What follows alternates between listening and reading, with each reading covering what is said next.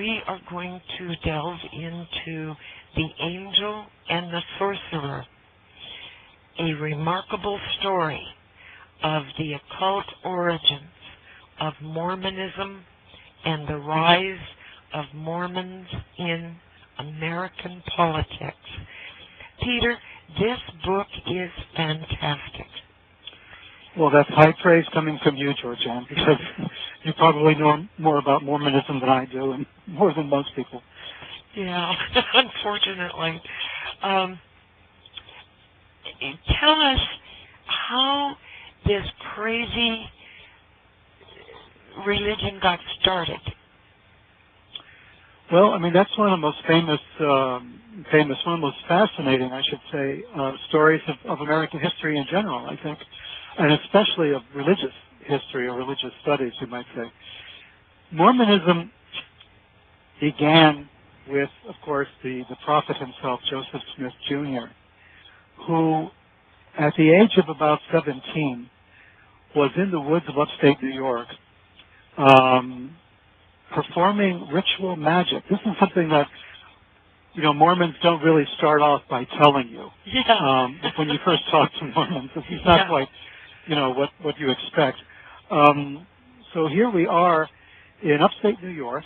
The Smith family had originally come from Vermont. They were not really doing very well in Vermont. There was all sorts of economic problems that they had. I mean, basically, their economic situation was quite similar to the economic situation we have today. And there was really no way to earn money other than by working the land.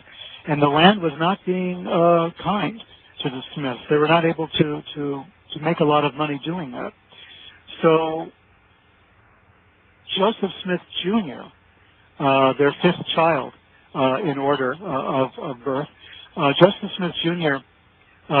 Decided that he was going to try his hand at divining for treasure. In other words, trying to find buried treasure that had been buried by the pirates. There was this long story that many famous pirates had come ashore, had gone deep into the woods in New England and New York and other parts along up and down the East Coast and buried treasure, and then killed the people who had buried it, and then killed them there, at the site of the buried treasure, so that the only person who would know where the treasure was buried was the pirate himself. Yeah.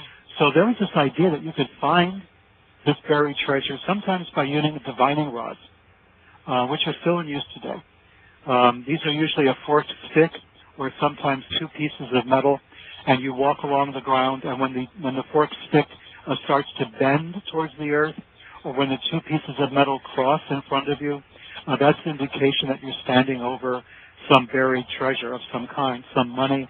If you're looking for money, it could be for water, if you're divining for water. But it's a kind of psychic technology, let's say, that was very popular, very common in 17th and 18th century America, and it still is common today. I've seen diviners when I was a child. I spent about a year or two in New Hampshire growing up, and there were diviners at work there. We had a terrible drought during the year from 1963 to 64 in New Hampshire, in southern New Hampshire, and diviners were out in forests looking for sources of water underneath the earth to dig wells. The Nabateans in the Bible were also diviners. Right, that's correct. So this is an ancient technology. So the Joseph Smith family started out doing that, looking for buried treasure that way. Buried treasure or maybe gold ore or silver ore, underneath the earth, something like that, trying to find a source of income because they were desperate. They had really no other sources of income. There's a story that if you work hard, and you're diligent about it, you'll be okay. That's not always the case, as we all know. Yeah. You can work very hard and be poor. And the Smiths worked hard and they were poor. So Joseph Smith Jr. took it upon himself to see if he could solve the situation. And his sources of inspiration were books on magic. Now, I'm not making any of this stuff up. I know you're not. Just to understand. This sounds a little outlandish for the founder of a religion, especially the Church of Jesus Christ of Latter-day Saints. Well, it's like Peter, it's very much the same with Scientology. Well, it is. I make that point in The Angel and the Sorcerer.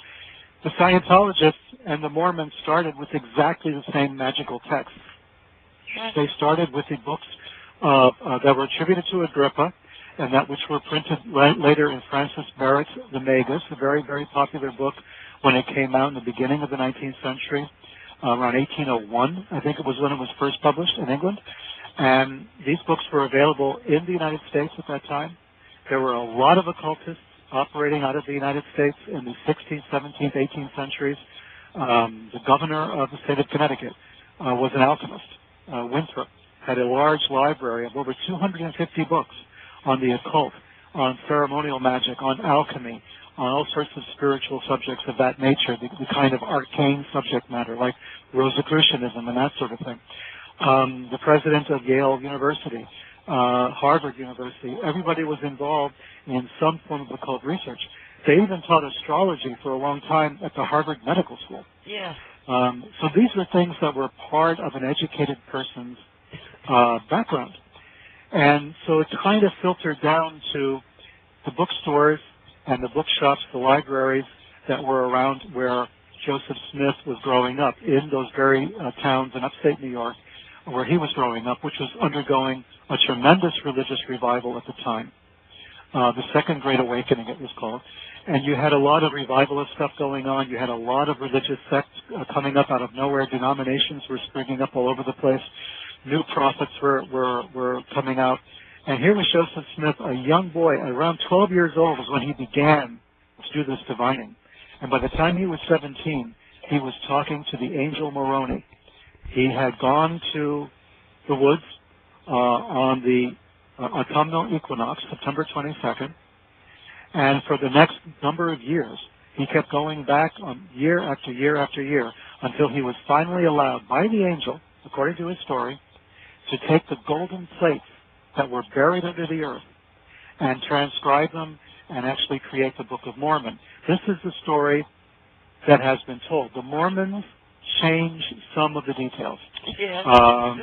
According to them, Joseph Smith was just this pious kid who was out in the woods praying, and an angel appeared to him and gave him the golden plates. But in actuality, he was performing works of ceremonial magic. The first reports of what he was doing that were first published show undeniably that he was working rituals of ceremonial magic. These are the same rituals that L. Ron Hubbard and Jack Parsons would later use in the late 1940s, and which eventually led to the creation of Scientology. And JPL. Well, yeah, and the Jet Propulsion Lab, too. Yeah.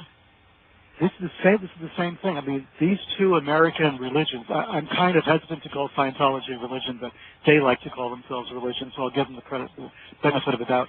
But these two churches, let's say, the Church of Scientology and the Church of Jesus Christ of Latter-day Saints, had their origins in pretty much the same ritual magic. The same idea of casting a circle, burning incense, reciting incantations in the middle of the night on certain sacred days of the calendar in order to contact spiritual forces. And this is what Joseph Smith was doing repeatedly for a number of years, for 4 years, until he finally got a hold of these famous golden plates. Now, of course, whoever saw the golden plates? I mean, Joseph Smith claimed there were golden plates. In the beginning of the Book of Mormon, you'll find testimony by witnesses who claimed that they too saw the golden plates. Several of these witnesses later recanted their story, but that's another topic. But there were plates on which were inscribed this entire history of America before the arrival of Columbus, before its discovery by European settlers, by European pioneers and settlers. So this is a long story, and it's the history of the Jewish people, by the way. So this is the history of Jewish people who fled at the time of the destruction of the first temple, of Solomon's temple. So we're talking about, 700 years before the Common Era.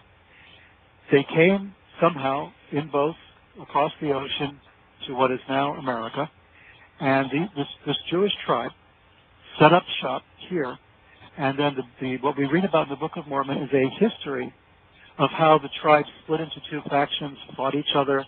One side won, the other side lost. And as the so-called good side was losing, they decided to write their history before it was lost forever onto these golden plates, bury them in the earth, and this is where Joseph Smith found them. The plates were written, according to Joseph Smith, in a dialect called Reformed Egyptian.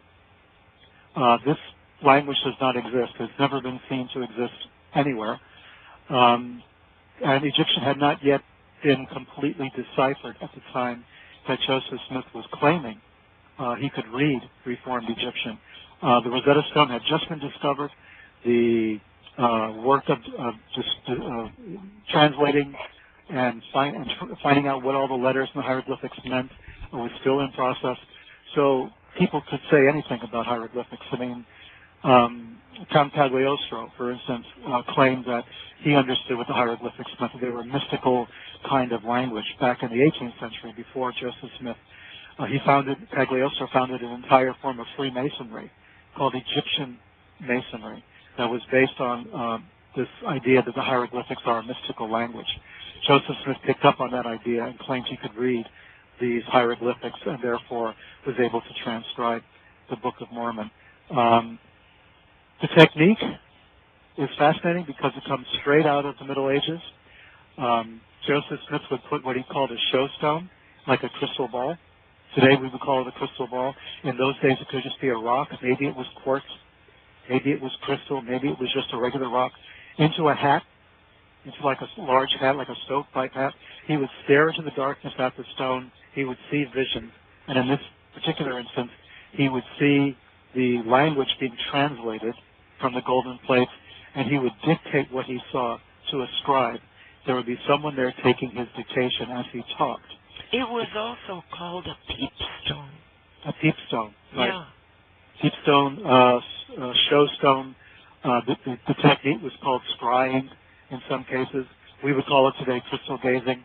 Yeah. And it's very similar to a system that was used in the early 1600s by John Dee and Edward Kelly in Prague at the time when they were contacting angelic forces. It was a magical system that's been called today Enochian, or the angelic language. And again, we have a strange alphabet, a very strange language, and we have somebody doing the scrying, somebody doing the peeping, or divining, and another person writing down what was being dictated. It's almost exactly what was taking place in the early 17th century in Prague by Dee and Kelly, two English magicians. And Dee was the court astrologer for Queen Elizabeth I. Yes. Very famous man. Yes. A translator of some of the greatest Greek texts also, or mathematics and physics. So we have a very intelligent guy then getting involved in magic and doing all this transcription. And then 200 years later, we have Joseph Smith doing virtually the same thing with a scribe of his own, dictating the Book of Mormon. And what we have today is this book, which claims to be the history of America up until, the time of Jesus. According to the Book of Mormon, Jesus himself visited America, was there after the crucifixion and talked to the people living in America at the time, the remnants of the Jewish tribes. So we still have, this continuity from the first temple, from the destruction of the first temple to Jesus' appearance, all of it taking place in the Middle East, and yet we have here a parallel situation, a parallel history in America. This was very important for Joseph Smith's agenda because his agenda was to prove that America was the promised land, that the New Jerusalem would be built not in Jerusalem, in Palestine, but in somewhere in America, and that the Jews who had fled had wound up not in other countries, but again in America, that this was their promised land. And Smith wanted to see the Jews of the different tribes come together in America. And this is a common dream, not just of Joseph Smith, but of other people who were trying to promote this idea as well. And this is necessary to understand. It's necessary to understand this, to understand, what the implications might be for a Mormon presidency or a Mormon administration, because there's a definite political agenda. I mean, Joseph Smith ran for president, something that a lot of people don't know or don't remember. But the first Mormon to run for president was Joseph Smith himself. the year that he was assassinated, he was running for president.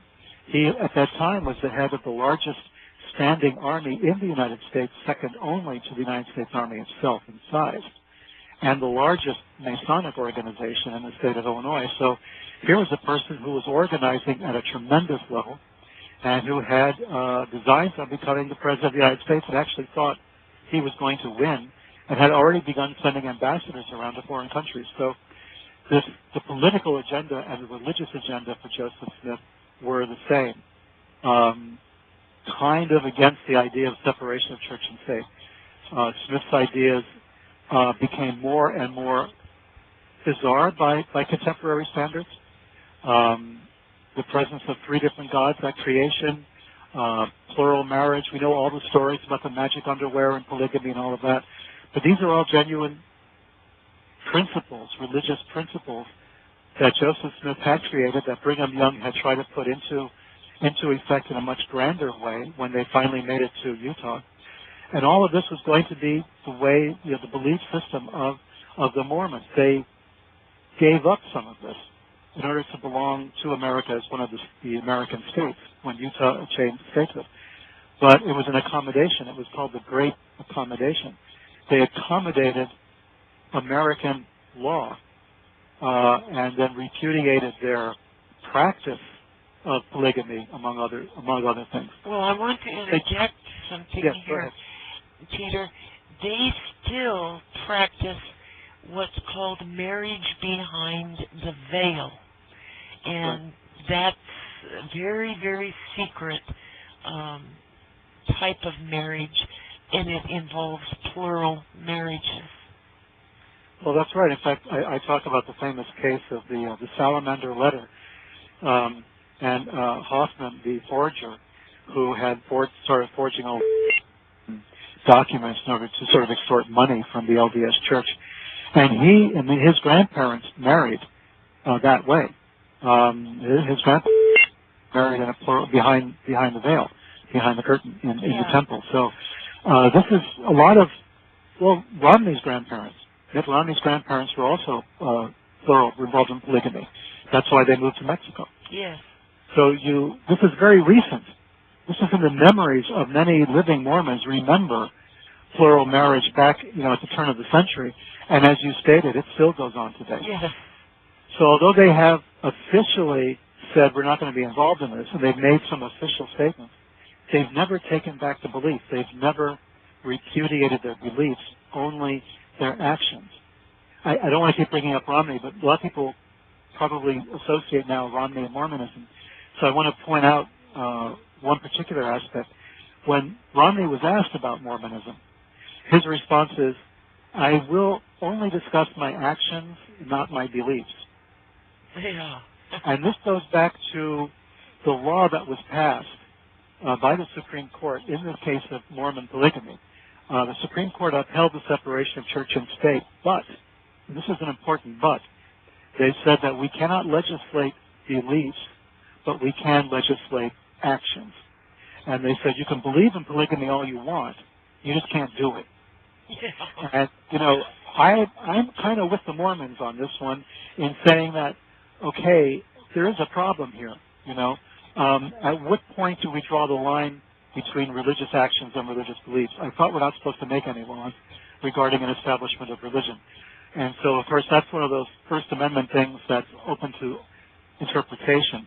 Because at what point do you say, okay, the government can't, make a law about this? What if they pass a law against going to communion in the Catholic Church because it's unsanitary? Yeah. Yeah. Or especially the Orthodox Church. I mean, as someone who's been to a lot of Russian and Greek Orthodox services in my time, I can attest that we have a big golden cup, and there's a golden spoon that goes into the cup, and each communicant is fed the bread and wine from the same spoon. Yeah. So you could make a case. The Department of Health could step in and say, okay, you can believe in all this all you want to, but you can't do it anymore. So, I kind of sympathize with the Mormons in their predicament, but at the same time, they really did give in quite easily. on this issue, a little too quickly, if you ask me. Yeah. So it means that they were up to something. I mean, from my point of view, if I'm a true believer, and I really believe in Joseph Smith, and I believe in all the stuff he came out with, you know, proxy baptism, you know, baptizing the dead, plural marriage, the magic underwear, all the rest of it, then I'm not going to just give it up because the U.S. government tells me I can't do it. You know, I'm going to say I gave it up maybe, but I'm going to continue on privately. I'm going to make my actions and my beliefs run in harmony. You know, so I don't know. You know, but these are things that have been going on. I listened to the debate, the vice presidential debate, and I heard Paul Ryan say that his religion informs all of his actions as a person and as a political person, that you can't separate the religion from the person. And I thought to myself, aha, gotcha. I mean, Ryan's a Catholic, but his running mate, Mitt Romney's a Mormon. Are we to say that he can't separate his religion from his political life?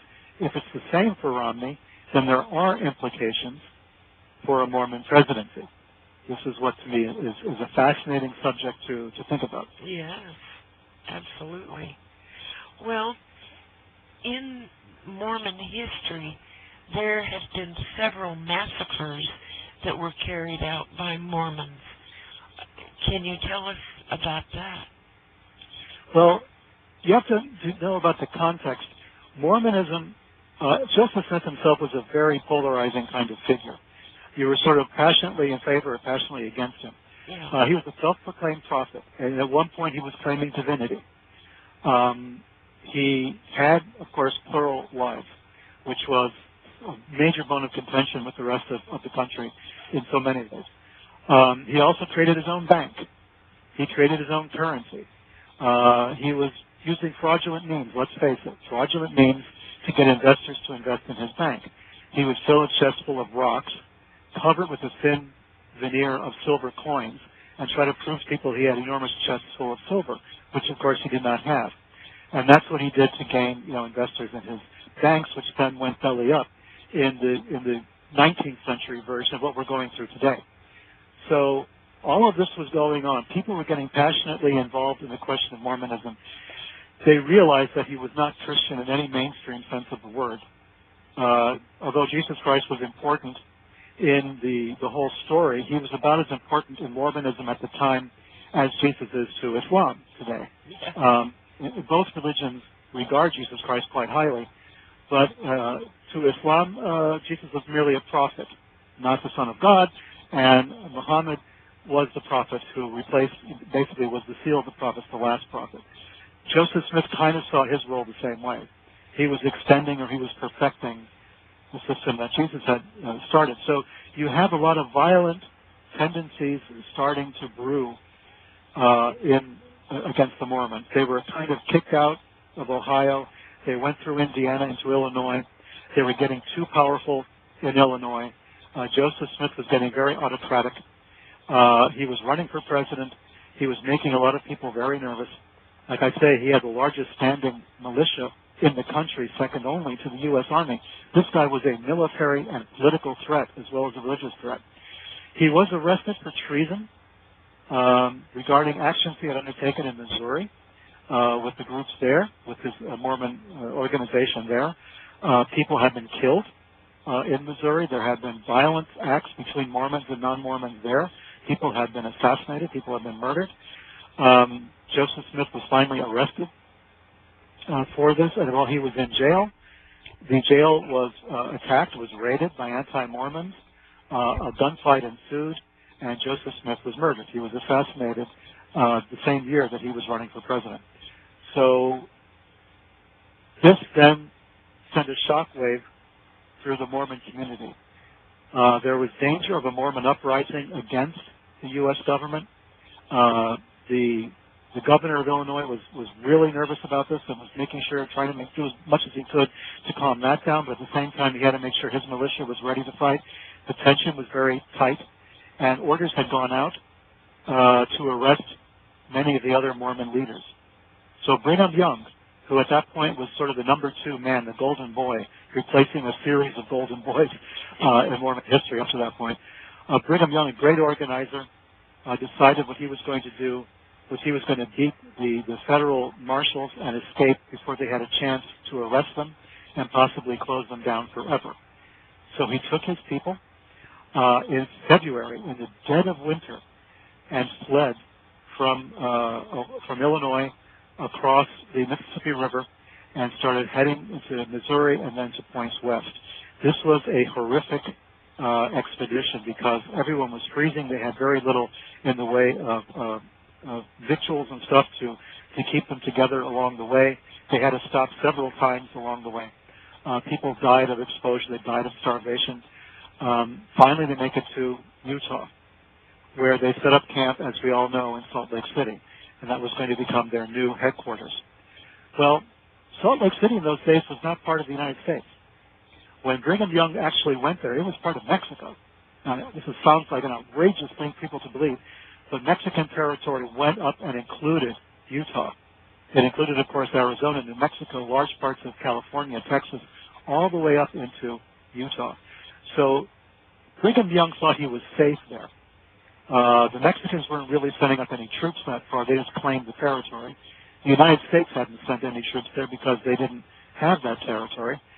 And the Mexican-American War hadn't begun yet, so Brigham Young thinks he's pretty safe there. So pioneers now are passing through Utah in covered wagons, the famous Conestoga wagons, going to California. They're on their way west. So it's go west, young man, go west. And so we have a lot of wagon trains passing through Utah, sometimes sending up wagons for supplies. They will buy supplies, food and water and things in the Salt Lake City and then move on.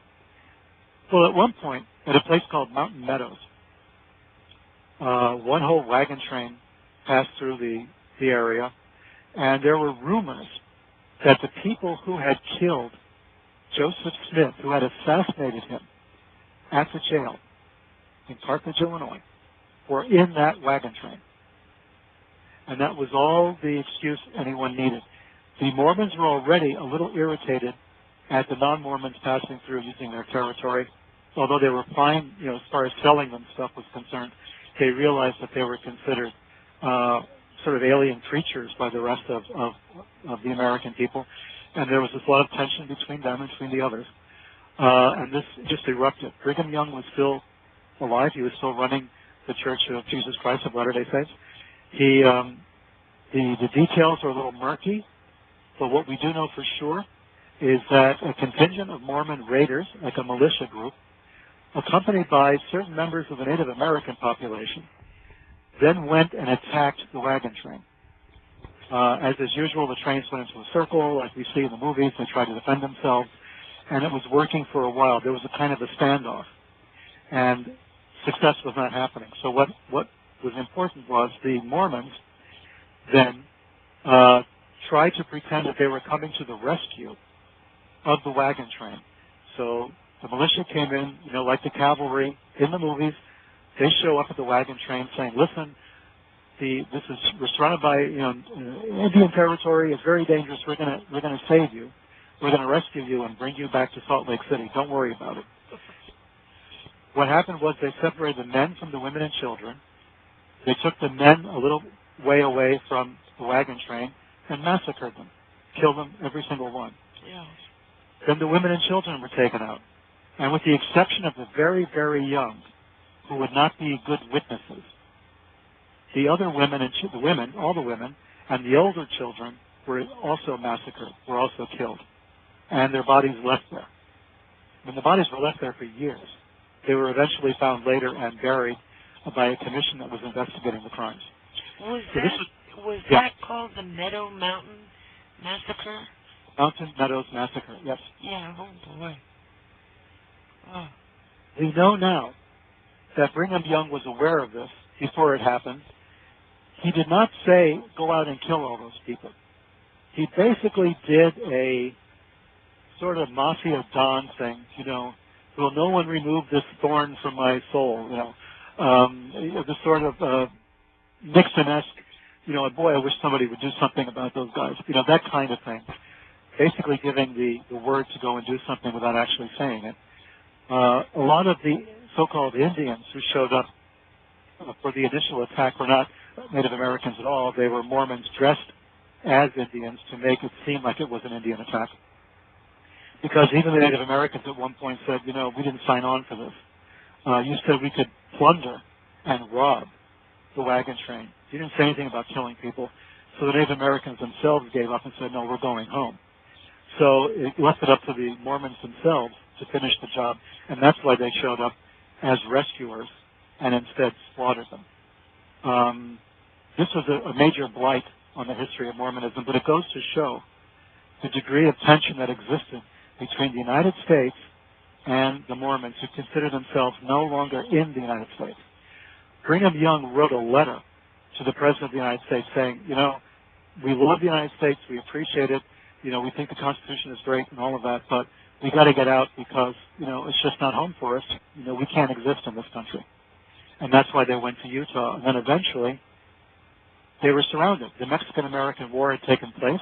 The Mexicans lost a great deal of territory. They lost what we now know as Texas, California, New Mexico, Arizona, and all the way up to Utah. They lost all of that territory. The U.S. took it. So now the Mormons were in a bind.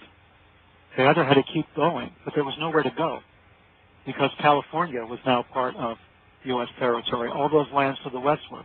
The Mormons were basically landlocked. There was really no promised land for them to go.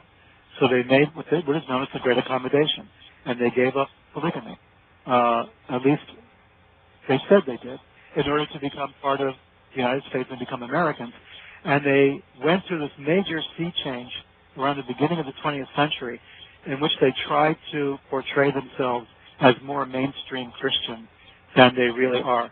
And if you really look at their teachings and you look at their own texts, not just the Book of Mormon, but the other Mormon texts and the Mormon instructional materials, the theological texts, and all the rest of it, and Joseph Smith's own writings and his own pronouncements, and Brigham Young's pronouncements as well, you're going to see this is not any kind of Christianity that anybody would be familiar with. And I'm not saying this to condemn Mormonism or to attack it. I'm just stating the facts as they are. You cannot accept the Church of Jesus Christ of Latter-day Saints as a mainstream Christian denomination, no matter how much they insist that they are. It just is not true. According to Mormonism, there were three gods present at creation. According to Mormonism, you know, the true Mormon will become divine, will reach godhood, will have his own planet. You know, and that's contingent upon how many wives and children that he has. Yeah. So you can't just get up there with one wife and one child. That's, you know, no child left behind. Got to get as many as possible. And, you know, you can see right now, you know, the people in China would not make good Mormons, you know, with the one-child policy. That's kind of true. So you have this. I mean, you can tell by the Mormons that we know now, you know, are quite famous. The Mormons that we see on television, the Mormons that we learn about, they are densely populated. I mean, they have a lot of children. This is part of what they're supposed to be doing. And, you know, as it comes out, once in a while we realize there are plural marriages and all the rest of it. And the Mormon underwear hasn't gone away, and the proxy baptisms haven't gone away.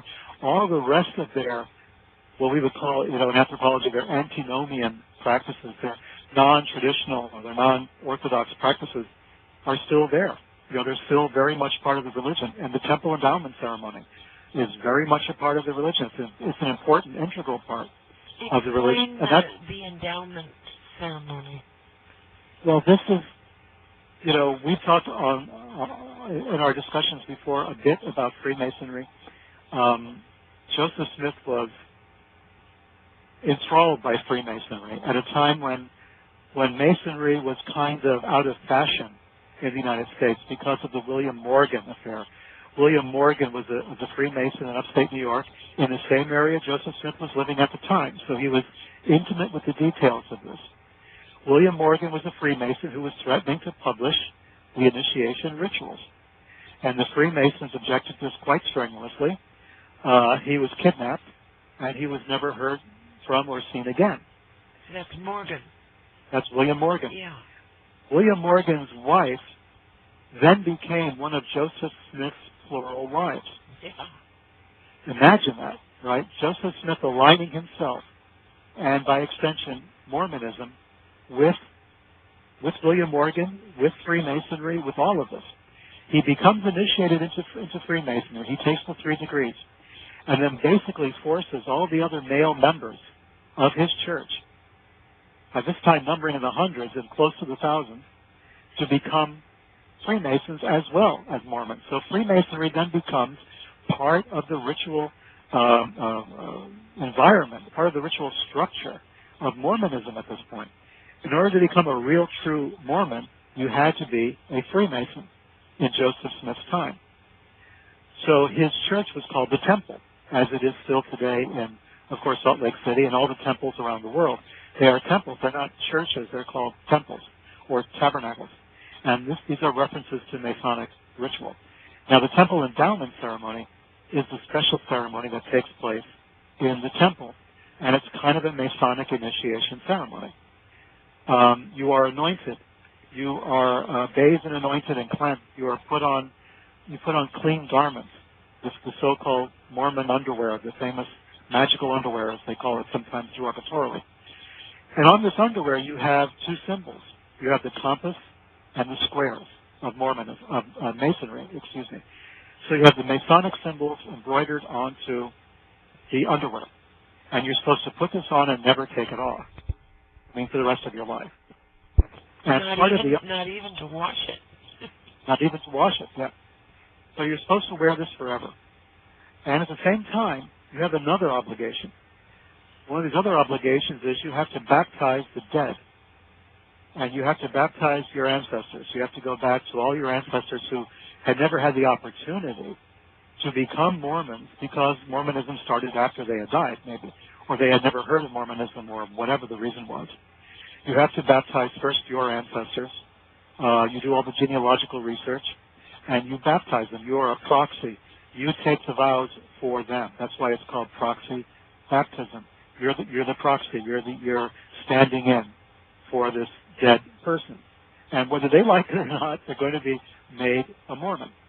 And you're expected to do this in order to become a true Mormon, a full-fledged Mormon, shall we say. You're supposed to do this. You're supposed to do it all the time, not just once, but you're supposed to go back and do this regularly, on a regular basis, to keep your status alive as a Mormon. When you run out of ancestors, well, you look for other people's ancestors.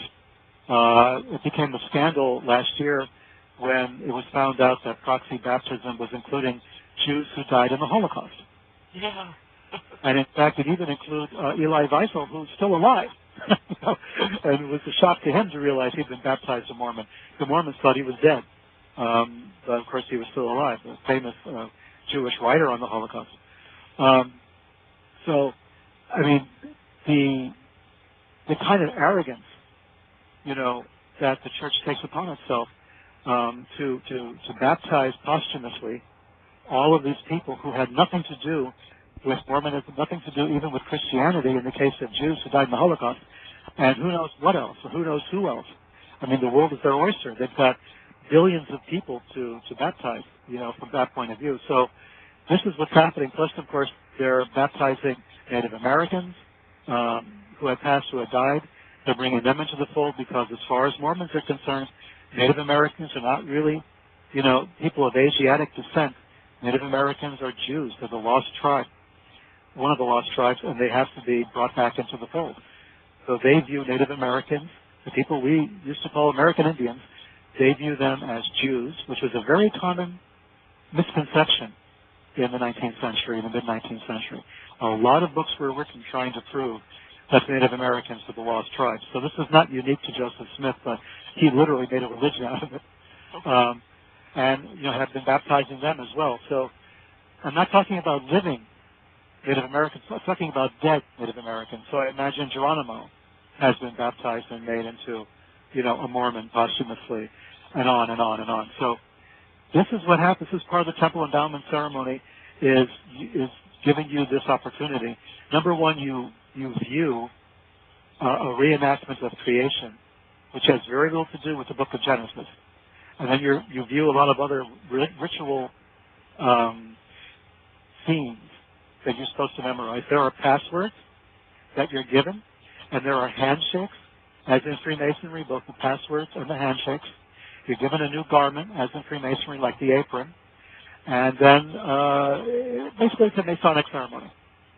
They even have, in one of the ceremonies, the man will sit there and someone will come and wash his feet. Yeah. Right. Yep, you are cleansed. Yeah. You have to go through the pollution ceremony. So you're cleansed this way. All of this takes place. I mean, it has elements of both Freemasonry in it, as well as other things. I talk about in The Angel and the Sorcerer the alchemical influences on Joseph Smith, because alchemy was a big subject as well as ritual magic when Joseph Smith was growing up in upstate New York. And alchemists were believed to be able to change base materials into gold. They were believed they could change lead into gold. But alchemists were also accused of something else. They were accused of counterfeiting, of making fake gold coins and fake silver coins. So alchemy was actually against the law in some counties, because most people figured alchemists were nothing but forgers and counterfeiters. So alchemist was kind of synonymous with that. So there's a lot of alchemical influence in Joseph Smith's writings, and particularly in the practices of sacred marriage that he instituted later on. He had the first anointing and the second anointing, and he had, various orders of priesthood, again based on Masonic and, in a sense, Kabbalistic ideas, but also in alchemical ideas. He believed in a kind of mystical marriage, which is why polygamy was okay.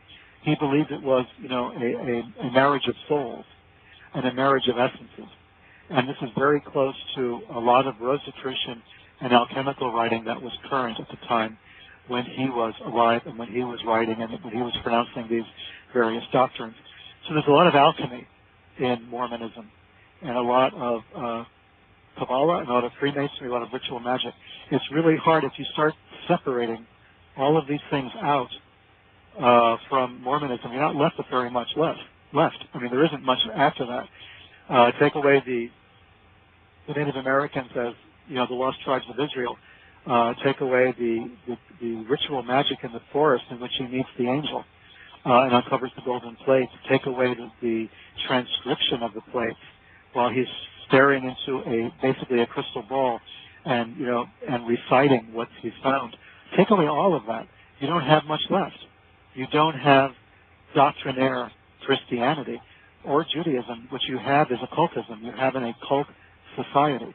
And it's probably one of the most successful occult organizations in history, really, in modern times, by the way. Peter? Yes. Oh, okay. Yeah.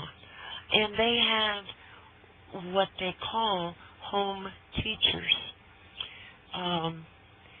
If your husband is a faithful tithing member, and say you and your husband are not getting on well, they will assign him to home teach a single woman. And, the whole idea is get rid of the current wife and get with this one because she's a good Mormon. There's a lot of dirty business that goes on. Well, you know this yourself, and you know this from personal experience. Yes. I credit that much more than my own research. Of course, I've talked to Mormons, of course, over many years. Yeah. In different parts of the world too, and I've talked to the missionaries, who of course are very, bright-eyed and, young and, rosy-cheeked and really true believers in what they're doing. And you can't hold that against youth. You can't hold that against, the idea, the need to believe in something. These are not evil people when they start out. They're young, they're impressionable, their families are Mormon. This is what they know. This is all they know. It's like growing up Roman Catholic or growing up Jewish or Muslim. Yeah. This is what you think is good and right. So you can't attack them on that basis. But as they get older, And as they're exposed to all of this, there's a decision they have to make. They have to realize at a certain point that the beliefs they're hearing about, the home teaching as an example, Yeah. or the proxy baptisms and all the rest of it, they realize that this is not what the rest of the world thinks about Mormonism. This is not what the rest of the world knows about religion in general or about Christianity. Let's put it this way. Let's say talk about Christianity alone. They have to make a decision at some point in their lives, and the decision is, okay, I'm going to stick with this even though I know it's not really mainstream.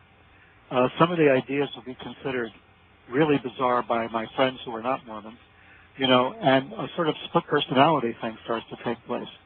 You start to hide these beliefs. I mean, you're expected to hide a lot of it once you've gone through the temple endowment ceremony. The handshakes and the passwords and all of this stuff is secret. And you cannot go to the temple unless you are tithing, and it's 10% of your increase in income. Okay. And you have to do it, or you cannot go to the temple. Well, they won't give you the temple recommends, which right. is the most important paper to a Mormon. It means you can go to the temple, and the recommend comes from the bishop in your area, right, and the religious group that controls your state. So all of this has to be done appropriately. They have to vouch for you, vouch that you're a good Mormon, that you've paid up your dues, and then you can go and perform all of these other, and of course the missionary activity and all the rest is important. So, yeah, I mean, and we get to the tithing part. You can't talk about Mormons and not talk about money. There's just no way out. Back in the day, back in the 1980s, when Salt Lake City was considered the Ponzi scheme capital of America, one guy who remained nameless, but he was giving an interview to the newspaper, said if Joseph Smith was alive today, he'd be the leveraged buyout king of Salt Lake City. Yeah. Joseph Smith was big into money. His focus was money. How did he start his religion? By looking for money. And it was by looking for other people's money. It was looking for buried treasure, stuff that had been stolen from somebody else. That's what Joseph Smith wanted to find. He wanted to find other people's money. He wanted to dig in the ground and find buried treasure and make off with it, steal it from the spirits who were guarding the treasure, So this is what Smith wanted to do since he was 17 years old and younger. He wanted to find this money and walk away with it. And then later he starts his own banks. He starts his own funds. He starts his own investment schemes. He invests in real estate and loses a fortune. This was the beginning, of paying capital. I mean, this was the beginning of what would become a Mormon fascination with making money and a real fixation on making money. And this is a kind of a manifestation of the alchemical ideas that were current at the time. Smith grew up at a time of tremendous economic upheaval in the United States. It was a time of a depression in the country. And there were very little ways to make money honestly and legitimately. So what was going on was Smith was begging, borrowing, and stealing money from people his entire life. He was just always on the outs financially.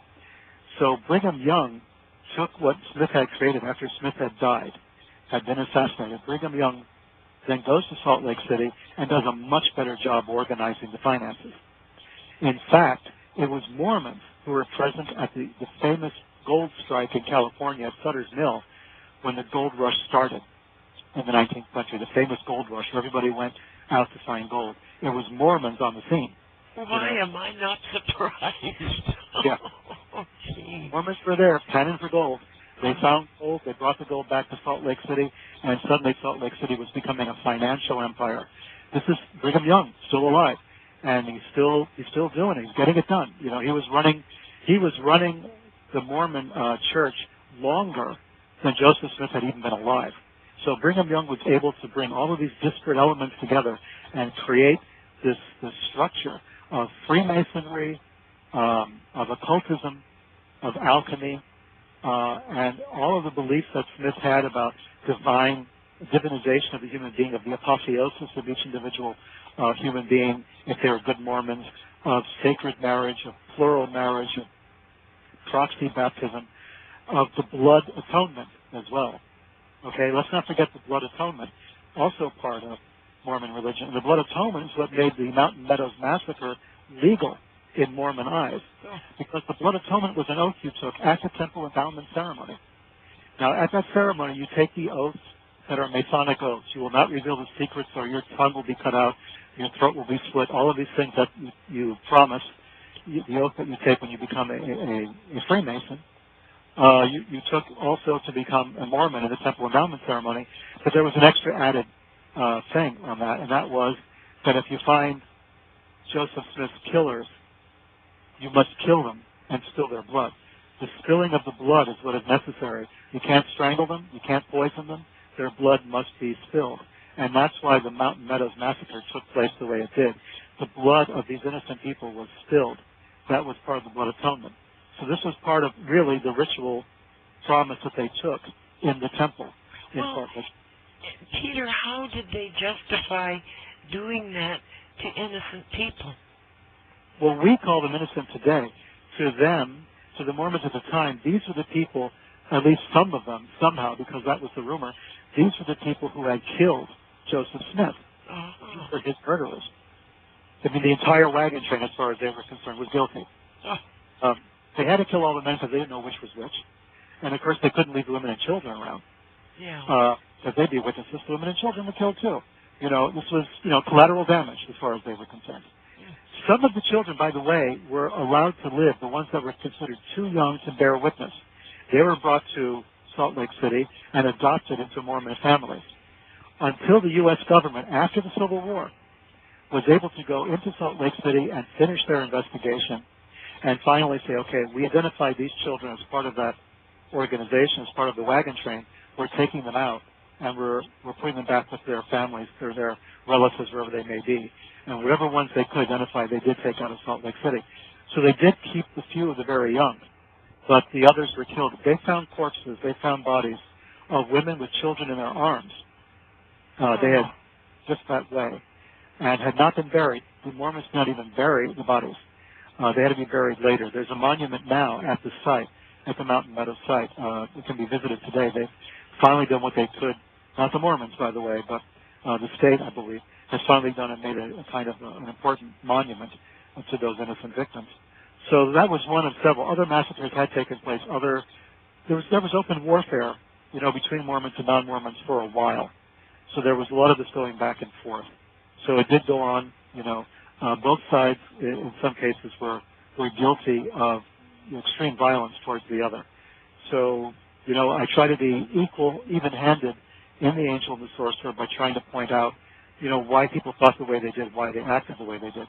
We can't excuse the massacre of innocents. I don't believe that there's any way to excuse the slaughter of women and children. If you know that's what you're going to have to do because you're killing the men, well, then you don't kill the men. You let it ride. Right. You don't just go in and start this thing that you can't get out of and snowball this effect to the point where hundreds of people are being killed. And then blamed on the Indians, right? Yeah. Right? On the very people that you say are the descendants of the lost tribes of Israel, for crying out loud, right? We're blaming our ancestors, basically, for this massacre. I mean, the hypocrisy of it is overwhelming. But anyway, that's what happened, and we can't escape it. Oh, that's horrific. That is horrific. I think that in the church, writers that write books and that mention the Meadow Mountain Massacre, they couch it as being, it was a bunch of Indians that attacked the Mormons, and they had to kill them. Yeah, that's not true. I know. That's definitively documented. I mean, it's not true. There were, some of the men who took part in that massacre, one or two became witnesses for the prosecution. We know what happened. We know the names of the people involved. We know everything. There's no doubt. I mean, those histories, of course, are Mormon histories, and they have to be rewritten because the documents say something else entirely. But the Mormons are not really intimidated by the facts, to put it kindly. I mean, the latest edition that I've seen of the Book of Mormon, in the introduction, still claims that the Native Americans are descendants of the lost tribes. Today, even though it's been proven definitively through DNA and other evidence that it's not possible for the Native Americans to have been Jews, Right. still the Mormons are still, adhering to that because that's what their doctrine says. This is an example of how religion, becomes an obstacle to the pursuit of truth. Religions have to bend, a little bit with the truth. They've got to come out and say, maybe they can explain it by saying, well, they're spiritual sons of the lost tribes or something, but to claim that they are genetically, racially identical to Jews or that there's Jewish blood in the Native American. It's impossible. And that's a good thing. Oh my gosh. Explain the different types of marriage that the Mormons engage in. We know about the plural marriage, but in the temple, the sealed marriage. Well, that's where it gets very alchemical. That's when it gets into mysticism, of a very deep order, because when you get to that point, you're really in Hermetica. You're really in Esoterica. You're in the realm of what was European occultism in the 17th and 18th centuries. You're talking about what I call the chemical wedding. There was a document that came out in the early 1600s, which was the Fama Fraternitatis, which was a pamphlet that announced the existence of the Rosicrucian Society.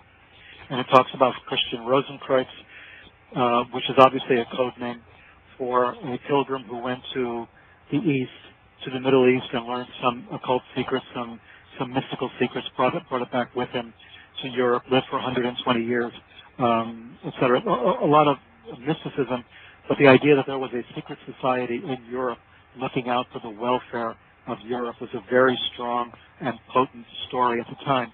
This was followed by another document on Rosicrucians, and finally by a third document called The Chemical Wedding of Christian Rosenkreuz. And this is a very allegorical fable about a pilgrim who on Good Friday is summoned by an angel to go and attend a wedding. And this wedding is a very arcane affair, which involves less of a wedding and more of another massacre. A lot of people are killed in the course of this ceremony, but then they're risen from the dead again. It's a very fascinating story. It's taken all sorts of scholars over the years, hundreds of books to try to interpret and understand it. But the essence of it is that there is a wedding that takes place on a deep esoteric level. That the wedding that we experience, the marriages that we as humans experience in the regular world, wherever our religions happen to be around the world, is a kind of metaphor for a deeper union that takes place on a subtle plane, on a spiritual plane. So there's the union of male and female powers or potencies or essences or something, a kind of a healing of a split soul, let's say. And this wedding, this esoteric wedding, if it can be experienced, then lasts forever. That wedding will last after death. It's important to realize that the Mormons believe that no one really goes to hell. There's different levels of an afterlife.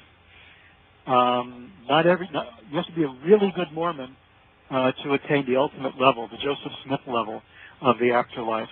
But if you do, you and your spouse will live in this glorious paradise forever. Hell, per se, only exists for those who hear the word of Joseph Smith, who heed the Book of Mormon, who are aware of the Book of Mormon, but who make a conscious decision not to be Mormons, who make a conscious decision to be evil, essentially. And those people, which is like a very small percentage of the human race, according to Mormon doctrine, wind up in this kind of hell. And even then, that kind of hell isn't that bad. But, there's afterlife after that, different levels of an afterlife. It's very Swedenborgian. And you go through different heavens. And, most people will wind up in the first heaven. some people will wind up in the second, and the highest of the high wind up in the third. And in this third heaven, you become gods. You're no longer human beings. You are gods. You are gods. Your spouse is a god, and you live as gods in your own particular individual heaven. And you don't procreate in this heaven because the number of spirits seems to be finite, according to Mormonism. They're going to be born into this world for the opportunity to become good Mormons and then attain that highest heaven.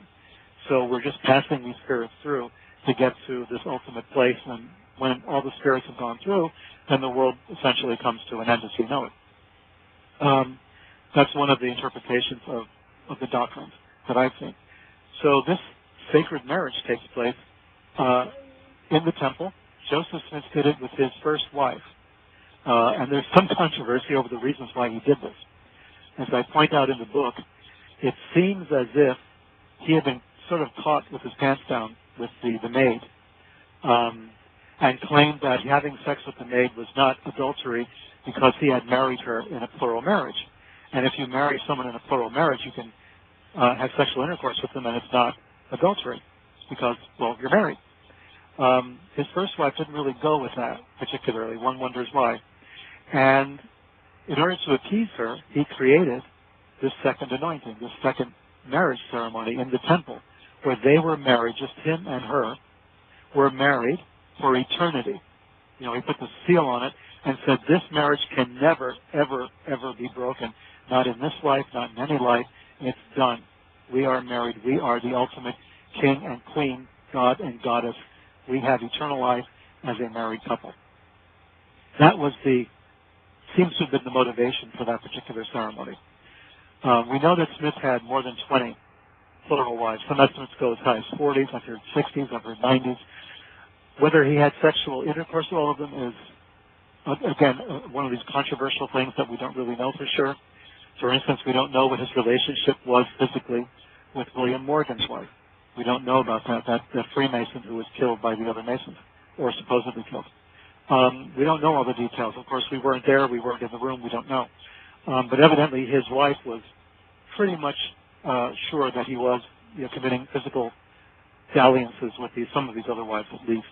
So the second marriage ceremony, the sealed marriage, was important to her. I don't know if she bought it entirely because after his death, she actually did not go with Brigham Young to Salt Lake City. His smart lady.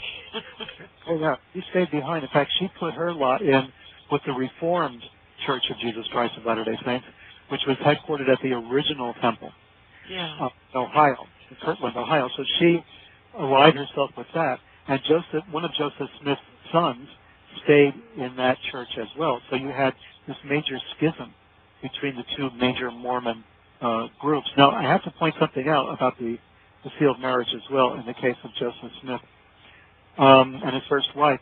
His first wife was the woman he had taken with him to find the golden plates when he finally uncovered those golden plates. There's a story about that. He had taken his brother, he was told to take his brother to the site. He was told by the angel, you have to come with your brother the next time. But his brother tragically died before September 22nd that year when Joseph Smith was supposed to go back and look for the plates. So he had no one to take with him. And finally he found this woman. He went to look for money to divine for buried treasure at a farmer's house some distance away in another state. And he went there to look for the money. The farmer had a daughter, so it's the farmer's daughter, basically. He falls in love with the daughter, and he claims the angel, revealed to him that he was to take this woman with him to the site of the buried treasure, and then the golden plates would be revealed. And this is what he did. So this is a very ancient tradition in magic. The idea that there is a magician, a male magician, and a female magician, a soror mystica in Latin, a sister in the mysteries, a female partner. We find this in Tantra, which we talked about a bit before, the idea that there has to be a male-female polarity in this. So this is also was there in this ultimate, this most important critical moment in Joseph Smith's life, the finding of the golden plates. Whatever that event was, the finding of the golden plates, we'll call it that, took place when he was finally united with the woman who would become his first wife. So she was there at the beginning. You see, no matter what was going on, no matter what had happened, she was there. She was a witness. And so when she caught him with the maid, basically she said, you know, you have to change your ways or it's over. This is what I'm speculating as to what might have happened. So then he married her. He created a new ceremony just for her, and created it with the sealed marriage, the second anointing, and did all of this and you know, made a special temple ceremony just for this. And now the woman who was with him when he found the golden plates was now sealed with him for eternity. So there is a continuity in this story, and it's an occult or an esoteric kind of continuity. The woman who was there at the beginning becomes sealed to him forever, even after death, in this new heaven where they both become gods. Now, I'm telling you all of this, you know, and it's important to realize that the Mormons that you meet, especially if they're of an age, you know, if they're in their 30s, 40s, and older, they're going to know about all of this. It's possible the very young Mormons don't. Yeah. Older ones will. They will know about all of this stuff.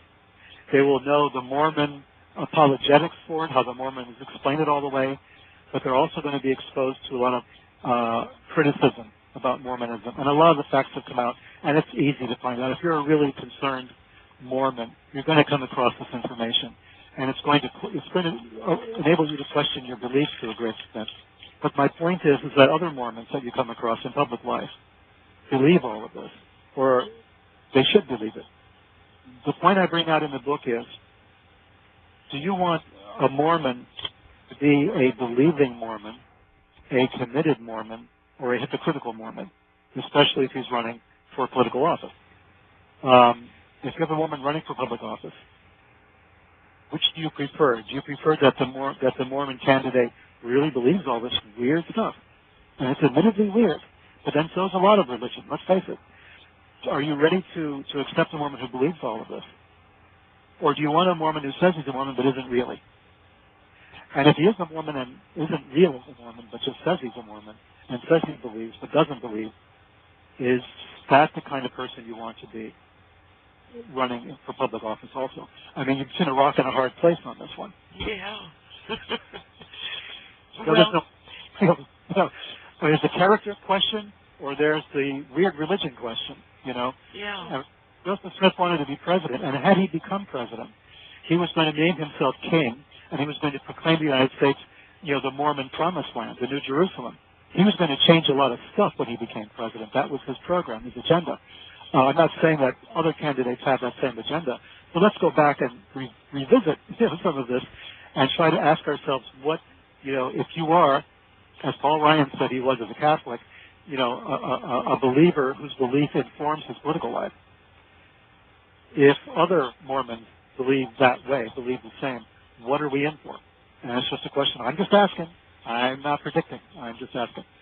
Well, it's a very good question for people to consider. You know, Joseph Smith was convinced that the United States was going to be overthrown, and he would be there to pick up the pieces, which brings us to the White Horse Prophecy. He believed, I think, that the U.S. needed a God-based democracy. Okay. That's exactly right, and Joseph Smith believed that he was the one to do it. That's why he was running for president. He wanted to be elected democratically, but once he was elected, he was going to put into motion, or he believed he could put into motion, all sorts of things that would basically overturn the way the country was set up. He would keep democracy, but his actions in Illinois leading up to his capture and assassination showed that he didn't care for the Constitution. In the first place, a newspaper that was criticizing Mormonism was shut down on Joseph Smith's orders. So there goes the First Amendment, right? Yeah. You know, he wanted to disarm people who were not Mormons.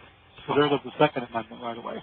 Yeah. He wanted to take over and make the United States a theocracy, a theocratic democracy, as he called it. So there goes the First Amendment again. I mean, the separation of church and state goes out the window. Freedom of the press goes out the window. Free speech goes out the window. You know, and only Mormons will be allowed to have guns under Joseph Smith's ruling. So, I mean, we're talking about some very drastic steps that he wanted to take. And this is the famous prophecy. He was prophesying that the United States would be destroyed. And he would be there to pick up the pieces. But this is what we've heard from so many demagogues in the past, and we hear it again today, too. People saying the United States will be destroyed, it's inevitable, it's going to be cut down, and, you know, we're going to come in and pick up the pieces. Charles Manson said it, you know. Yeah. Charles Manson was trying to start the race war, and when it was over, he was going to come in and pick up the pieces. Everybody has this dream of picking up the pieces, but nobody has the dream of making the damn thing work. You know, that dream nobody has, it seems. Yeah. Demagogues want to wait for the destruction, and then, you know, because what did Jesus say? You know, it's easier to tear down the temple than build it up, right? Yeah. So this is basically, you know, a kind of Chiliastic, apocalyptic kind of vision. It's this dispensationalism, you know, of Darby and all those, you know, all the people back in the 19th century who were saying that we go through these different phases and that, you know, we have to go through this millennialist phase where everything gets destroyed and a new clean world is created out of the ashes of the old one. This seems to be a kind of Western focus for so long. You know, I find it present in some Asian religions too. Yeah. Some, not all, but it's there. It's there in the Kala Chakra initiation, the Kala Chakra Tantra. There's talk of, you know, the hordes coming out of Shambhala to destroy the non-believers. I mean, you know, it's there. It seems to be primarily Western, but possibly just in general a human kind of sick desire to see the whole thing just stop, just end, because it's just easier to destroy it than it is to try to fix it. And I think Joseph Smith saw it that way too. He saw how difficult it would be to convert, you know, the whole United States at that time to Mormonism. It just wasn't going to happen. There was too much bad blood.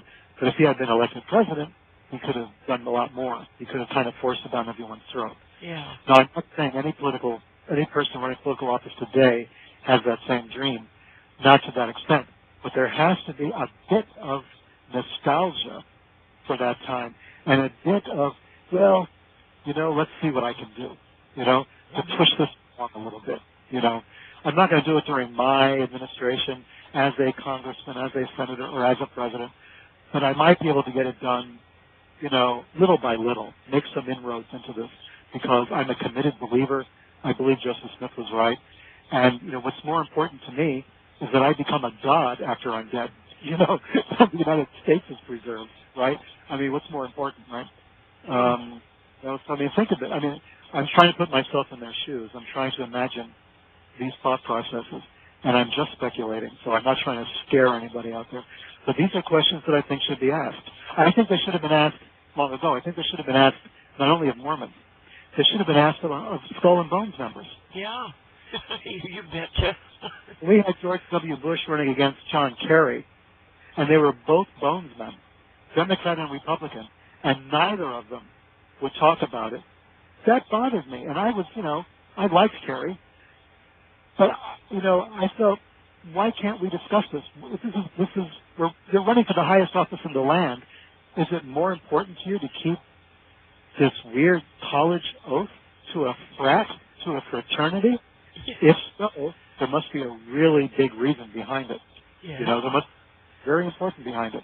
So it's a secret society, and we've had so many political leaders and people in the military and in the intelligence community who are members of Skull and Bones who will never talk about it. And now we have Mormons, which are basically, let's face it, another secret society at a certain level of participation, and especially where the temple endowment ceremony is concerned. We still have another secret society of people who will not talk about it. So where's the democracy here exactly?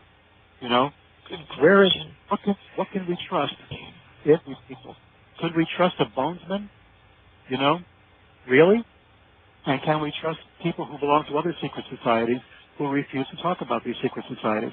Are they so much part of the American fabric that we've come to accept it? that if you're a Freemason, you're not going to discuss your Masonic oath. Gerald Ford was a Freemason. Harry Truman was a Freemason, And, of course, George Washington and so many other presidents were Freemasons. They didn't talk about their Freemasonry. They were not open about their oaths, about their handshakes and their passwords. And why should they be? Since so many Americans were Freemasons anyway, right? Kind of an open secret. But now we have Freemasonry having set that example, having set that precedent. We now have Skull and Bones. We have the Mormons, the Temple Endowment class of those who are very much committed and involved in that, who have taken oaths not to reveal what happens. And they won't talk about it.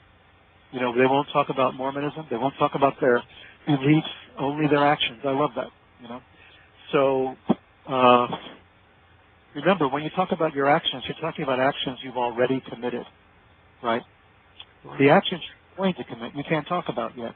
And what motivates those actions but your beliefs? So, talking about the beliefs to me is central. It's critical. It shows us what direction you're going because it shows the way you're thinking. But these beliefs will not be discussed, and that to me is unacceptable. It's dangerous. It's dangerous and unacceptable, absolutely. When John Kennedy was running for president, he was being vilified because he was Roman Catholic and take his orders.